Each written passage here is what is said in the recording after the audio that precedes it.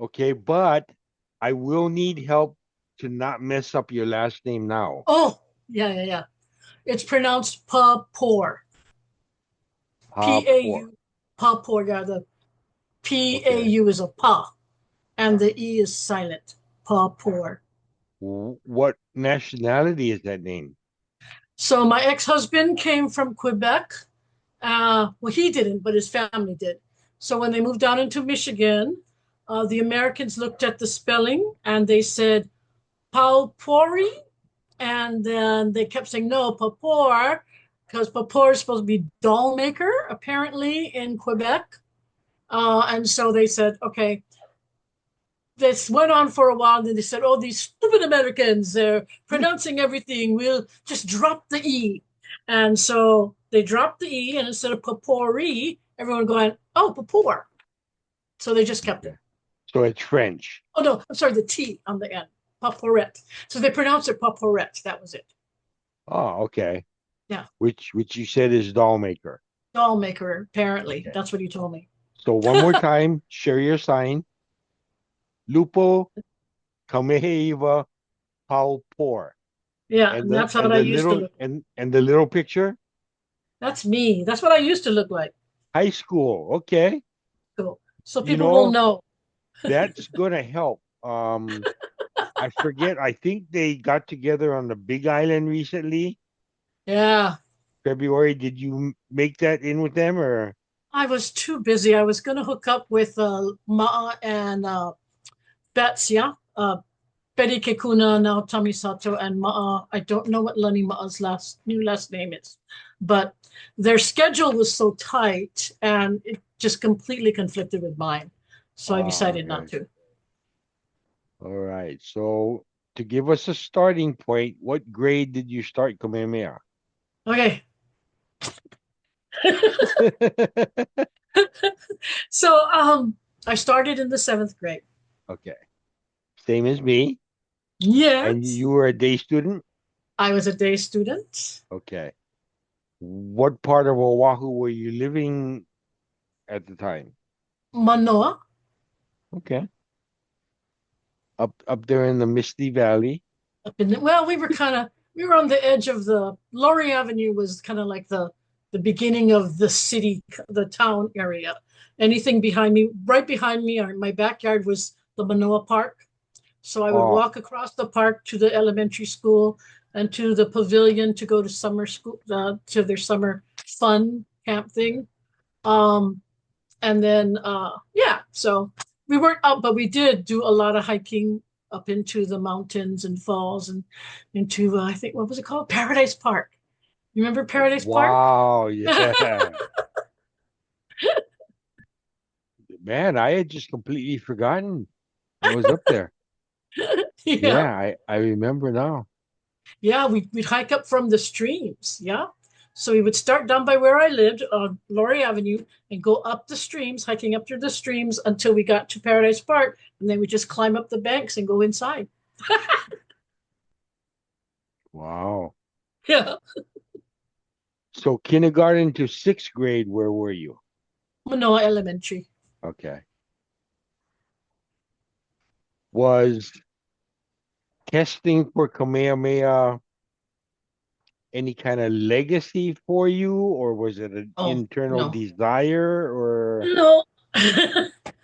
According to my mother, my fifth grade teacher at Manoa Elementary told her, she's great, she's good, she's brilliant, she's smart, she's going to do everything she wants to do. Send her to Kamehameha. So she, made sure I took the test when I was in at the sixth grade, going to seventh, passed. My oldest sister, Kanoi, took the test and didn't get in.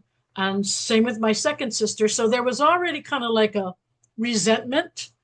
My father also took the test when he was living in Maui. He went to Lahaina Luna, and his story was always, "I took that test every year, and they always said no." So he's like, "So they don't want me, I don't want them." And then, of course, then my brother took the test, and he didn't get in either. So it was kind of weird. It was like everybody kind of isolated me in my family. you Oh, know. I can see that happening very Yeah, easily.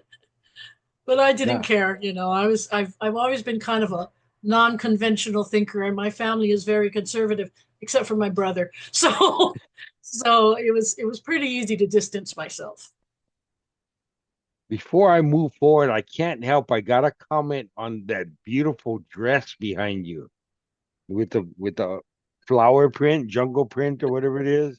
So my daughter, um, so my daughter's in Special Olympics, and they have the most amazing program. And so every year there's about three dances, and the dress on the left was the dress that she was supposed to wear to the spring prom.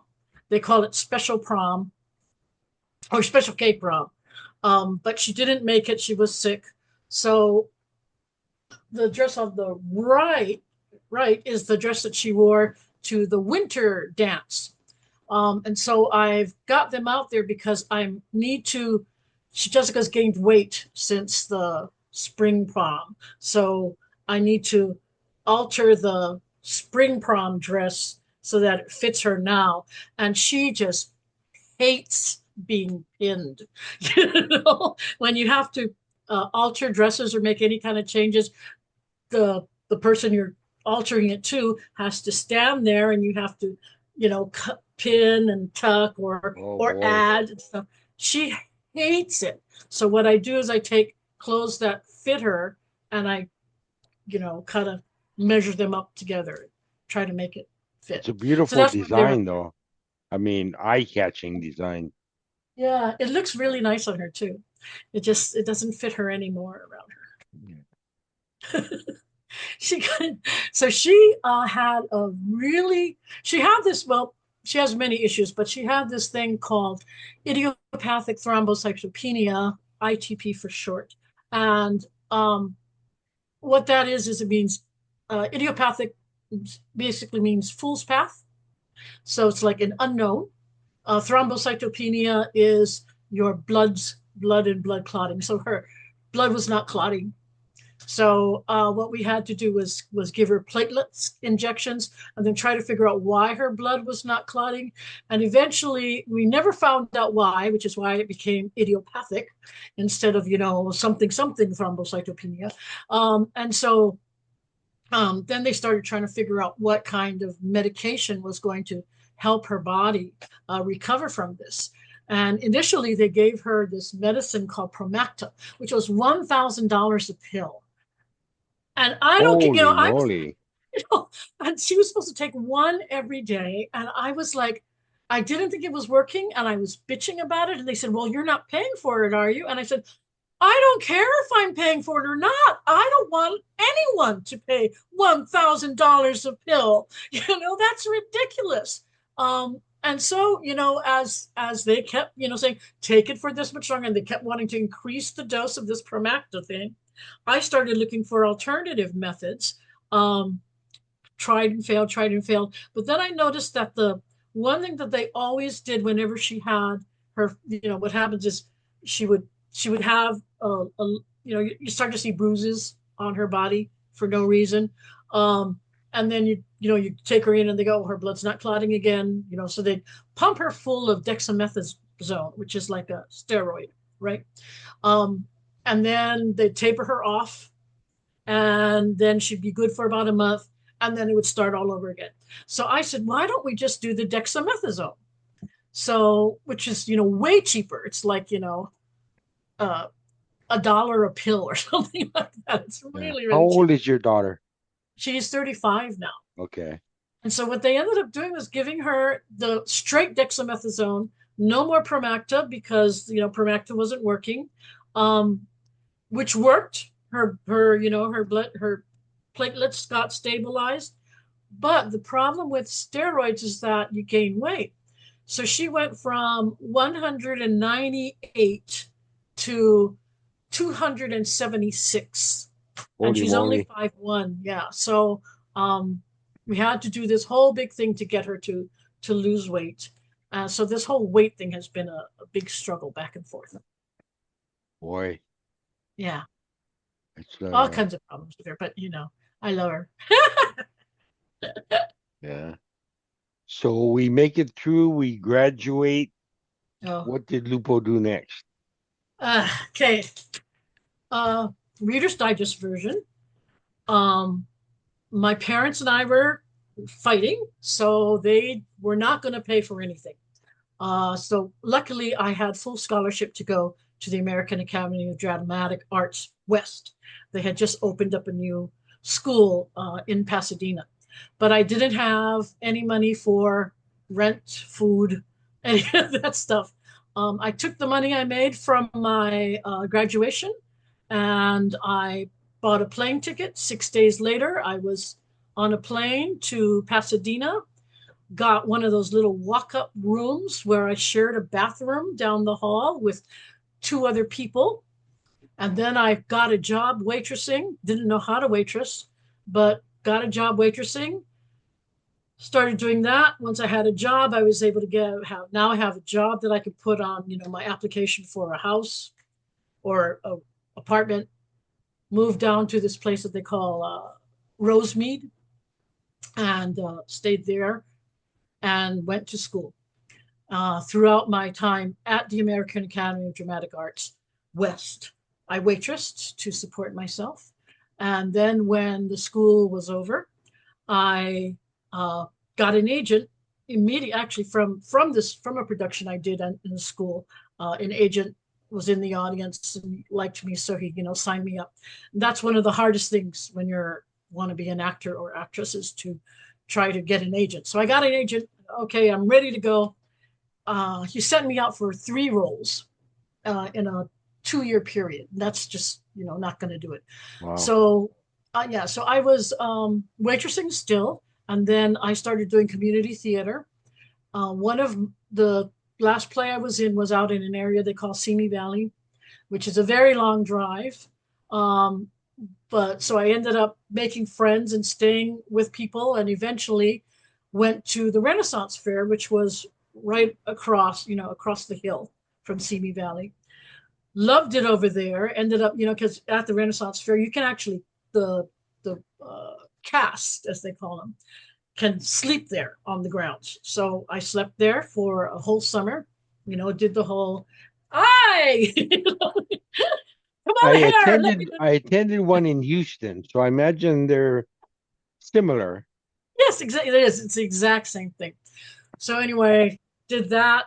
When they ended, I followed everybody up to Northern California, stayed with some friends, and then did the Northern California one. Now there's a large gap of time before they went back down to Southern California. So now I'm up in Northern California, staying with some friends out in San Rafael. And I just said, well, San Francisco, here I come. I had been there before, so I knew that I liked it. So went in there, got a waitressing job again because I could do that, and waitressing basically supported me through most up until that time. And then I found that San Francisco had temp jobs, so I worked on all these different temp agencies while I continued my pursuit of acting. So I kept doing the Now, community. your schooling was how long? Oh, okay, so the American Academy of Dramatic Arts has a 2 or 3 year program. 2 years. The first year is training. You learn how to do dance, sword fight, blah blah blah blah blah blah. And then if you pass, the second year is pure performance, and you're just doing play after play after play after play. Maybe 40 Um, minutes? if you don't pass, then you have another year of continuing to do the studies, and then you do a third year, maybe, and you do play after play after play. I So didn't know. I ended up doing the 2-year program. So I was lucky. I got out in 2 years Okay. with an Associate of Arts degree. But you obviously only kept a relationship with your agent for only so long, right? He wasn't producing. Hated Hollywood. It was really based on your looks, and they didn't. As I said, I'm a non-conventional person. I don't really like the idea of, your looks defines you. So, and besides, their idea of what a Hawaiian person was not me. so, so that, that was a problem. So the parts that I got, right, was an extra in an after school TV show. And I was a hooker in I think it went straight to video. I think, I forget what it was, something fast, stupid thing. And then I did a voiceover for a pornographic movie. That was it. Okay. Why someone would That'll want my voice for a pornographic movie, I don't know. that would be stretching your wings at least, you know. Or my breath. So anyway, so I'm doing these I'm still trying, my goal is still to be to do the acting bit. So I'm doing community theater, getting my name out there and everything. Went from getting paid nothing to finally getting paid, because you kind of, as you work within the community, people know who you are, and then they start calling you. So all of that stuff was going well, but I was really, not doing well on the work front. Because temp jobs, they're great and then they end, and then they're great and then they end. So as I always tell people, I got really good at the starving artist thing, the starving part of the starving artist thing. And eventually I found a job at the Pacific Stock Exchange, which worked well with acting because they were going on the hours that matched up with New York. So that meant I had to be at the stock on the options floor at 5 in the morning, and then I was done at around 2, go home, sleep, wake up, have something to eat, and then go to rehearsal. So that I just kind of did that for about 2 years, and then it was just too much. And I was starting to get better at understanding what the hell I was doing at the stock exchange. And as I was getting better and better, they hired me, and so I started working, kind of going up the ladder. Liked it for a while, but I mean, it's just a very stressful job, and got into doing a lot of drugs, ended up getting pneumonia, got really sick. And because I wasn't able to make it to work, I lost that job. Now, So then when I'm you got that job, you right. walked in, were they going to train you or Oh, I was just what they called a runner. So that meant I walked in between the where the book had placed the sales, and I just picked them up and I ran them up to the place where they would enter it in. That's all. okay. That's all you do. And then if you want to do the next job, you take a test, and then they train you on that. And then every time the next job, the next job. It's called working for what they call the book. Hmm. Probably So that's what I got. interesting though for its novelty, if nothing else. Well, like I said, I'm a kind of a non-conventional person. So these kinds of things kept my interest, right? It was really good. I worked there for 5 years. The next job after that I got, I answered an ad for drivers because, like that's basically, I still couldn't really type well. So I answered a job for drivers, and it was actually the startup for Bay Area Super Shuttle. So I was one of the drivers who started there. Right now, I don't know if it is, but it was when I left San Francisco, the biggest airport ground transportation company up there. The big shuttles, people get onto the shuttle and then we drive, make 3 stops was the deal. While I was working there, they liked the way my voice sounded on the radio. So my voice must sound pretty good. They liked the way that my voice sounded on the radio. They asked if I wanted to be what did they call them? Reservationist. So I did that reservationist thing, and then they promoted me to the supervisor of the reservationist. Then they promoted me to human resources, which had me doing, besides hiring people, claims. So when people got into an accident, I had to handle it. And they started saying how good I was at that. And I didn't really pay much attention to it. Yeah, yeah, yeah, I'm good at everything. And then, slowly but surely, I started getting into outs with the supervisors there because they asked me to deduct money from one of the drivers' salaries because he got into an accident that was his fault. And that's illegal. So I refused to do it. And they ended up doing it themselves. They being the supervisor, there's two supervisors above me. They ended up doing it themselves. I was supposed to do it because I was kind of dealing with the payroll and stuff. I refused to do it. They started doing it.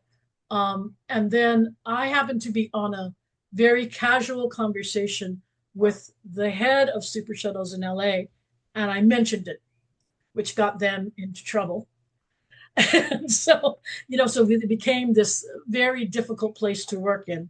And then I found out that Fireman's Fund, one of the adjusters who I was debating a claim with, said that he was telling me, why are you doing that? You should be doing this. And I said, I don't have the schooling for it. And he goes, you do, you know what you're doing. So he said, there's a job opening here. Why don't you try? So I came in, got hired, worked my way up from baby adjuster. And that was it. Insurance, to paraphrase Garrett Morris, insurance has been very, very good to me. They were just really great. They promoted me quickly, paid me well. They gave me time off to take care of Jessica every single time. When I had to leave to move home, and I gave them my 2 weeks notice, they actually called, I said, this is my 2 weeks notice. I walked out, they called me in, I go in there, and my supervisor says, Lupo, we're going to fire you. And I said, what? Like, well, if we fire you, you can get unemployment, and that will be some kind of income for you when you move back home. It's like, okay, great. So, they were just always Geographically, where were you doing insurance? San Francisco. Okay. Yeah, so it started out working at Fireman's Fund, which was basically the Bay Area. Then I moved to working for Zurich, which was three states, Nevada, Oregon, Northern California. And then after that, after Zurich, I moved to Hawaii and got a job at Island Insurance. Huh. So Now it sounds like you were very busy for all that time you were in San Francisco, but did you at least get out occasionally to experience San Francisco? Because way too culturally much, actually. oh, okay. It's because I didn't start working, seriously working in insurance until I was in my 30s. So I spent a large period of time gallivanting around. Because I know culturally San Francisco is supposed to be a real exciting place to be. It is, it is. And that's kind of one of the reasons why I decided I was going to move back home. Well, there were talks that our office was going to be moving up to Sacramento. I don't know if Sacramento was not a place I wanted to live. So, it was just rumors. And then I started to notice that whenever I would go out with the girls and stuff, I would notice that I wasn't getting as much attention as I used to. So I was like, And then, of course, Jessica came along, and now I've got, I'm taking care of her, trying to find babysitters, all of that kind of stuff. And I just kind of decided, because I'm no longer going to art galleries. I'm no longer doing plays. I'm no longer doing any of this stuff. I'm not going to any of these underground things. So I said, if I'm going to be a mom, I'm going to be the best mom there is. And that means moving back home. So I had this in my mind that I was going to move back home when Zurich announced that they were moving up to Sacramento. But what ended up happening was, excuse me, I'm cleaning the house, and we lived in this area called the Richmond District, not Richmond City, Richmond District. It's like off of Golden Gate Park, which means that there's a long road, avenue, 4th Avenue, where they have all the food and books and all of those nice little stores. mainly Chinese and Russian. Um, so tourists would come from all over, park up and down. We were like 5 houses away from Fourth Avenue, and then they would walk down the street, our street, to go to Fourth Avenue and start looking because we were like 2 blocks from the start of Fourth Avenue.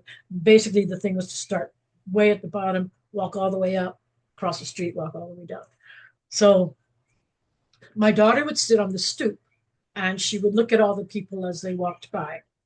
And next to us was uh, a large apartment building, 3 flats, and a 3 generational family, Chinese family. And my daughter would watch them play, all good. They would say hi to her and stuff. And then one day I'm there cleaning house and she's watching them play and she says, Mom, I have a cousin. I said, Yes, you do. Keep going. Mom, I have uncle. Yes, you do. And then I look at her and she's watching, just watching them. And I go, Jessica, do you want to know your cousins and your uncles better? She goes, Yeah. I said, Okay, all right, all right. What do you think about moving to Hawaii? And she goes, Yeah. I went, All right.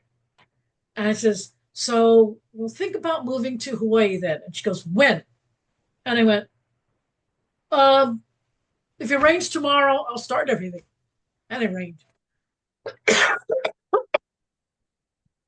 So started the process, ended up moving back just in time for my brother's second wedding. So it was very nice. How many siblings do you have? Kanoi is my oldest. That's the one who was Miss Hawaii. My second sister is Oli. And then there's me, and then my brother Lono, the guy who, you know, plays music. Oh, He plays with okay. Makana now. He sometimes he does plays with other gigs, but he's primarily the bass player for Makana. Cool. Any of them attend Kamehameha besides you? No, I was the only one. Like I said, that kind of created a distance, which it was okay because Lana was going to Kaiser, and Kunoi and Oli had already. Kunoi went to Roosevelt for 1 year, and then she was off doing her modeling gig. And then Oli, I don't think she moved to. She was still living at home when I was there, but she was doing her own thing. So, um, and I had to leave the house at 5 in the morning to catch the bus to go from Hawaii Kai to downtown, 4th Street Mall, transfer to the 2 Waikiki, get off at the shuttle down at the bottom, and then take the shuttle up. I got there, I did it at 5, mainly because I wanted to smoke down by Kenny's. But so if I came late, I could just get on the bus and be on time. So where do you live now? I live in Pahala. Okay. It's in the Ka'u district of the Big Island. How So did if you end up there? I so I'm working at Island Insurance. I mean, every time I've left insurance company, it's usually because um, some sort of medical issue comes up with Jessica, and I've outstayed, you know, whatever benefits they could give me. So in this case, that had happened again. And so I was going, I told them, okay, you know, actually I turned in. I said, I don't know when she's going to get better. I can't keep you guys all, doing my load of work, so I'm going to quit. So they said, okay. And then I got a call from a woman who I had worked with before. She asked if I wanted to work for Ames, which is an independent insurance adjusting company. So I did. So I was able to work as an independent claims adjuster, which meant I was flying to all the different islands. And that's what my father got, third stroke. So I flew up there to help my mother take care of him. And eventually I said, if I'm going to be an independent adjuster and flying all around the place, I might as well be an independent adjuster on the Big Island, then I can help my mother take care of my father. So I called the one agency that was on the Big Island that I knew of, wouldn't take. And he said, sorry, Lupo, we have, I forget his name, doing all of our stuff. We don't need anyone, but I'll keep you in mind. I said, okay. 2 weeks later, he calls me up and he says, that guy quit. Can you get up here? So I said, yeah. So I was up there in a month. It took me a month to get everything settled. And I worked for Wooden Tate for about 9 months. And then he decided that he was going to retire and he gave the business to me. So now I Oh, had an independent claims adjusting company, which was very, very stressful. I mean, being an independent claims adjuster itself is can be stressful, but when you have to do the sales and the billing and all of that stuff, it's just and then the taxes and all amounts. It was very, very, very, very stressful. So eventually, I let go of some of the property claims and just stuck with the liability claims, which is stuff that I liked better. And once I started doing that, I got a call from a company up on the mainland called ProAg, and they needed a licensed adjuster to help them with their crop claims. So I said, well, I've got a license. I can help you, but I've never done a crop claim. He said, well, we can train you. So they came down, they trained me. I did that for them for a while. And then again, I got pissed off at something that they were doing that I thought was unfair, and I quit. And then about 2 months later, I get a call from this guy at the Farm Service Agency because I used to have to go to the Farm Service Agency to get documents for the claims. And he said, Lupo, you're not working at ProAg. I said, no. And he goes, well, what do do you want to work for us? I said, doing what? Claims. I went, oh, you guys have claims? And he said, yeah. So it's called the Non-Insured Crop Assistance Program. So I went in there, discovered that they had no idea how to run claims at all. So I basically got a claim program together for everybody. So when I started out, there were 6 farmers in their, they call them NAP, Non-Insured Crop Assistance Program, in their NAP program. By the time I left, we had 210.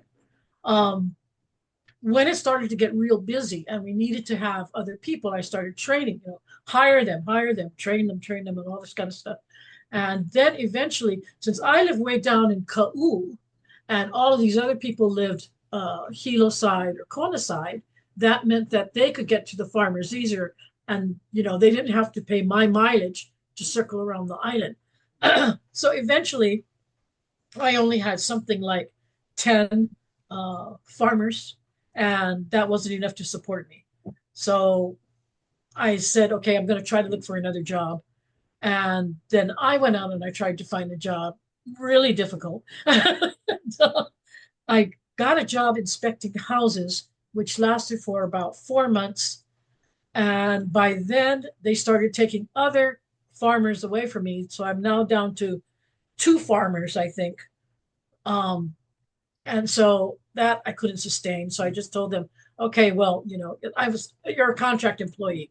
So I told them, okay, we'll just end the contract and I'm going to start really looking for a job.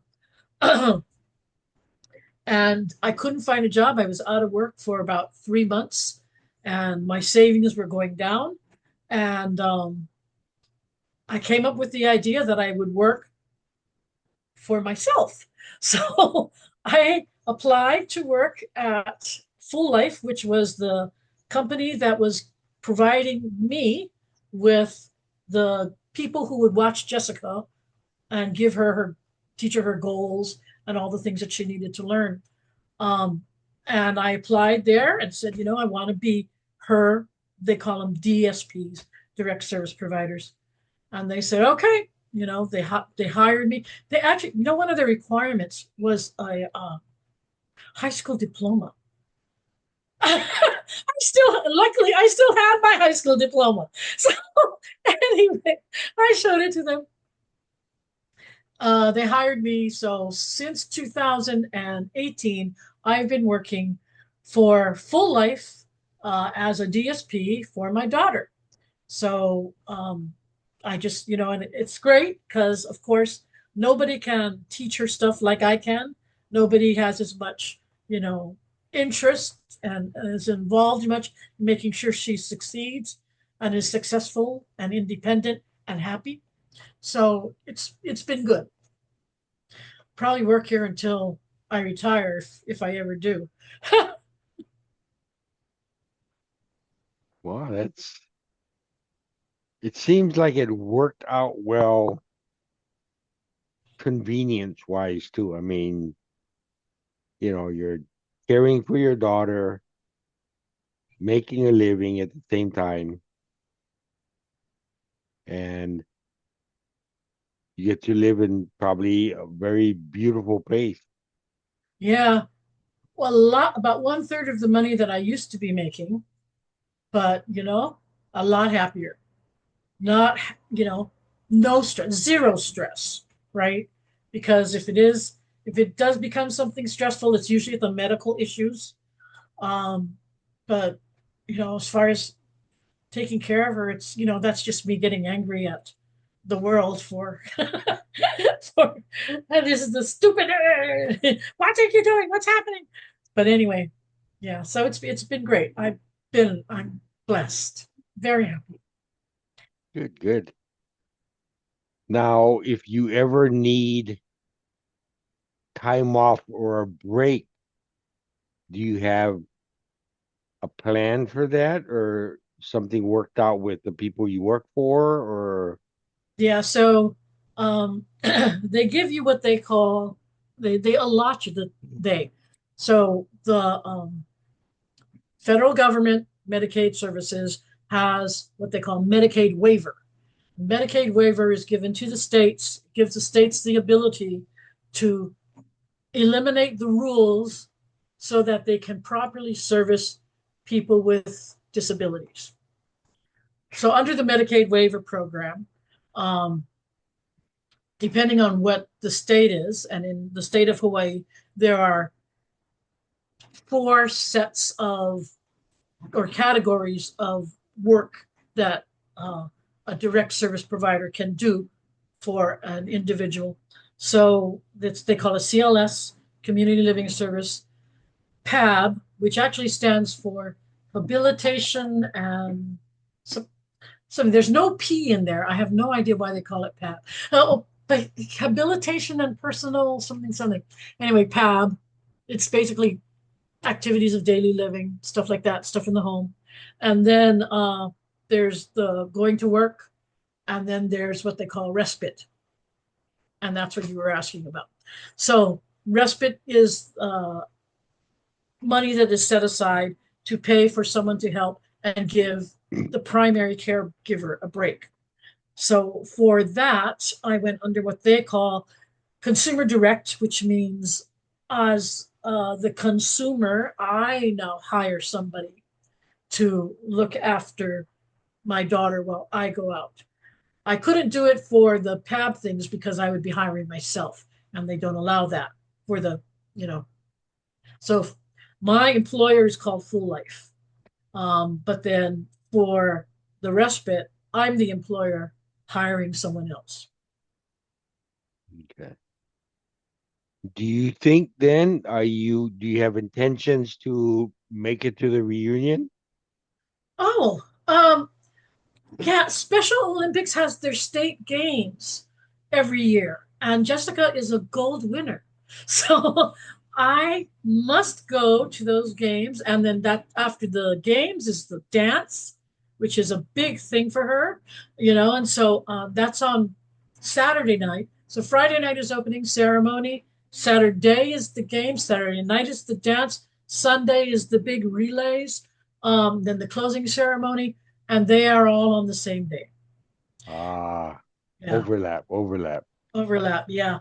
Actually, Alexa said she was going to try to see us on Sunday. Alexa Tim? Yeah, she's the Okay.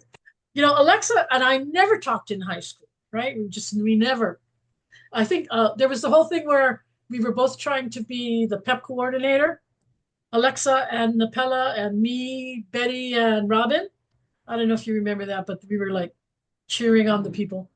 Um, and then Alexa and Napella won out. They were doing it. So, I never really talked to her too much.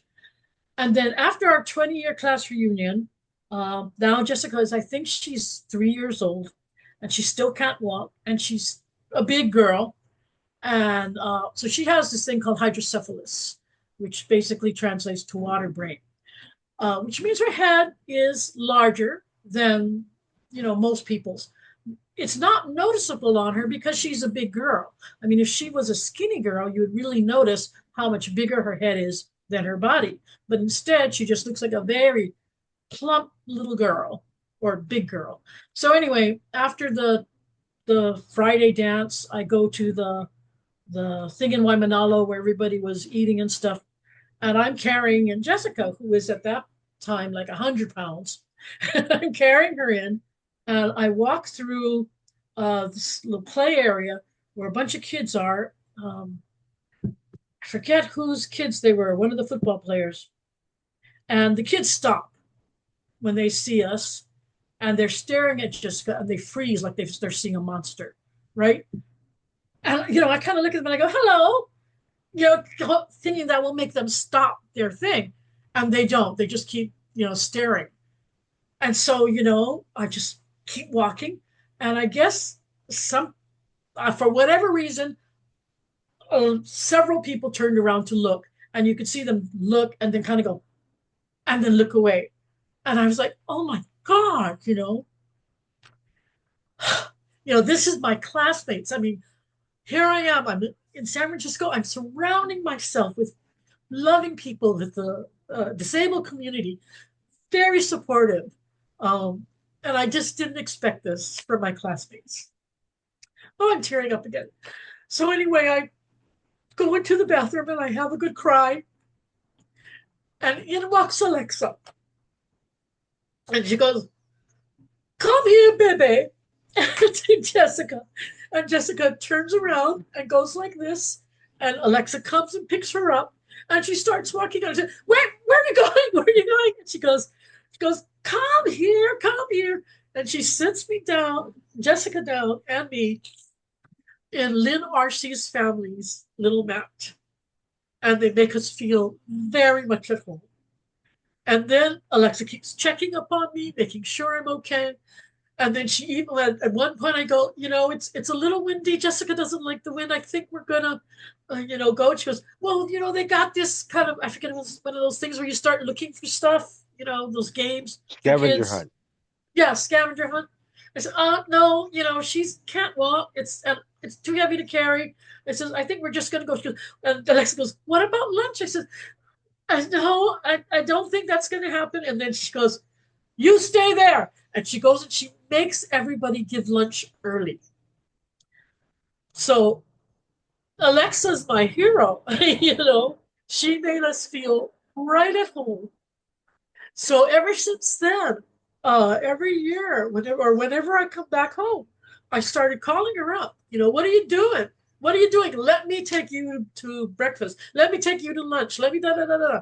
So every year I started, getting, talking to her, and we've become pretty tight. What is she up to? Is she living in the islands? And Yeah, she's on Oahu. She's not retired anymore. She did retire, and then she's working again. wow. I'm not sure where she works. It's kind of, she doesn't talk about it too much, but she's happy. I always thought she was in like construction supplies Yeah. or Yeah. something like So that. yeah, for a long time she was with HPM. She was like one of the few women who did the roofing stuff. That's great. Well, it's sad to hear you're not making the reunion, but it sounds like a neat event that you enjoy going to. So, Yeah. and they Yes. have it on the Big Island. No, they don't have, well, they have what they call area games on the Big Island, but the state games, they fly all of the different delegations to Oahu and we compete. Okay. That'll be neat. Yes, it's so much fun. It's so inspiring. I remember the first time that I saw a meet, I was like, "Oh my God." And then when you watch them dance, they dance with so much joy and abandonment, and you can kind of imagine, maybe they wouldn't have been dancing this way if they were in a regular high school gym and stuff, but they go crazy. It's so much fun. And Jessica has a good time. Yeah, she has balance issues, so she dances her way, but she never leaves. Just like me, she never leaves the floor. Once the music starts, she's on the floor and she never leaves. Wow, that's neat. Yeah, So so then, is it challenging for her to travel by plane or no? the challenge is more for me than for her because there's getting somebody to help us with a wheelchair, and then in the going through the TSA, the devices she has an insulin pump, so that can't be scanned, so she has to go through the get the hand pat down and everything. So she is really very cool. Very, very cool girl. Very few things upset her unless it's not according to her schedule. So if you have to break her schedule, you have to explain to her why you're breaking her schedule. And if we're going to go anywhere, I have to tell her this is going to happen, and this is going to happen, this is going to happen. Once she knows what she's going to expect, she's good. Good, good. Well, that sounds You're good. really good at this. What's that? You are really good at this. I Well, loved watching all of the stories, and I really love how you just kind of sit there and you let everybody talk, and you're very encouraging, and then you ask questions to kind of move the conversation along. You should do a podcast after this. well, I just got the idea yesterday after talking to Kevin Garcia, and I don't remember how it came up, but I think as I'm able to get people to participate, I'm going to just run it straight to the reunion. I mean, beyond the reunion. I was doing it like, to preempt the reunion, kind of prime people up, but I thought, so many of us won't have the chance to talk to classmates and find out what they've been doing. So if we supply it in these sessions, you can participate by being in it or just by watching. Yeah. You learn so much about people. When I sat and talked to Thomas Kamuela Chun, Mm. in high school, I don't think we said 5 words to each other ever. I know. And he's changed so much physically that I was fascinated by that part. I mean, he was very thin and light, and now he's, very muscular, and I mean, it's neat. And I know the dedication it takes to get to the stage he's at. I mean, I could never do it because controlling my diet, forget it. I would never be able to do it. He's a weightlifter. I haven't had a chance to watch all of them. He's like, yeah, weightlifter, bodybuilder, kind of, Wow. yeah. So, I wouldn't have expected that. yeah, but from third hand, what I've heard from other students too is like a lot of people. Alkai Bento is over 6 feet tall now.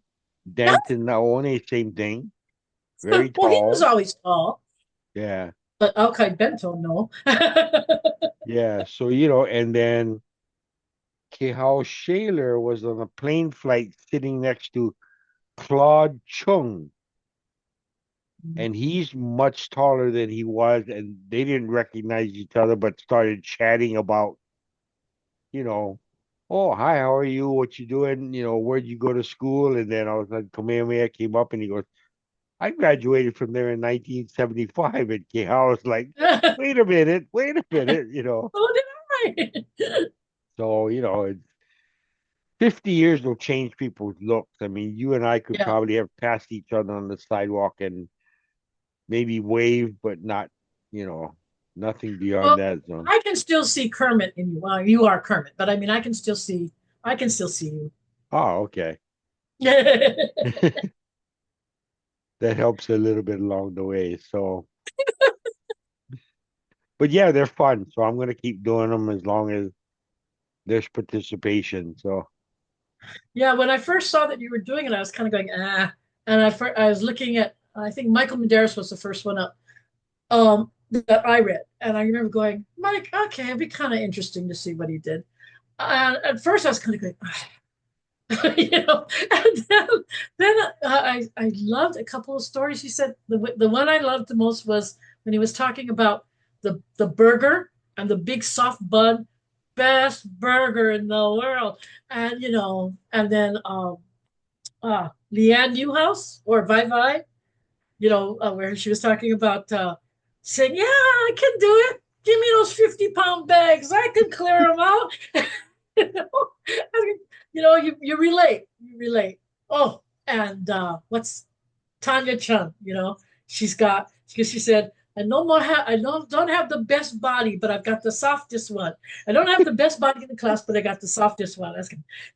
She has the best body in the class in our class because when you're 68, you should have a soft body. And if your body is the softest, you got the best body, girl. yeah. So I mean, it's just really been neat. Kevin and I were talking about how in high school there were barriers, social barriers, and then now at 68, none of us care. You know, we're all classmates. We all remember the good times only, and move on forward. So it's kind of nice, and for a big part of it, I never thought I'd see 68. So it just seems so far away. Yeah. Well, that's one of the reasons why I lived a very hard and fast life because I thought I wasn't going to live past 40. So I was going for it. I mean, like I said, I gave you the Reader's Digest version. I did. We're not going to get into the rest.